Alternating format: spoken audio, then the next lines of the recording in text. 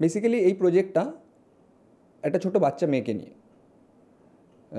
বাচ্চা মেয়েটা ইউজুয়ালি আমাদের সমাজে কি হয়, যখন বাবা মা কোনো একটা কাজ করতে বলেন, বাচ্চারা যদি ফোকাসড না হয়, তখন আমরা ওকে বলি যে মনোযোগ দিচ্ছে না, আর দুষ্টুমি করছে, অথবা ল্যাক অফ পেশেন্স।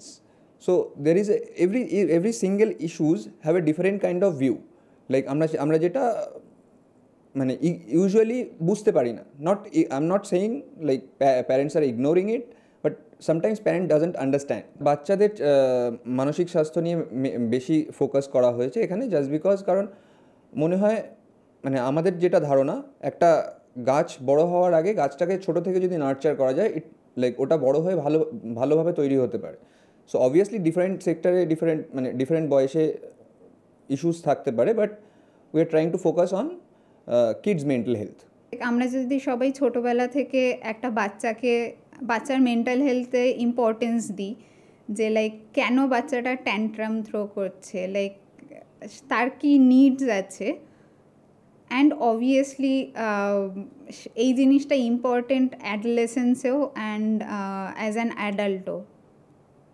সো আমাদের স্টোরিটা সেই নিয়েই। একটা বাচ্চা মেয়ে যার নাম তিতলি, সে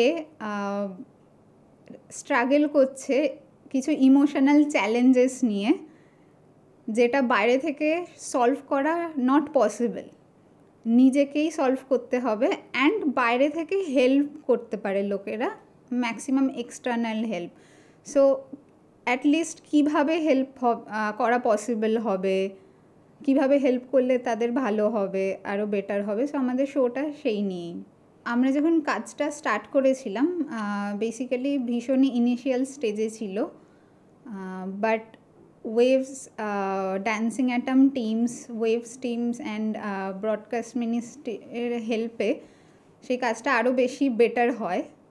অ্যান্ড আমরা আমাদের ভিডিও পিচ ডেক এগুলো ভীষণই এখন পলিশড হয়েছে।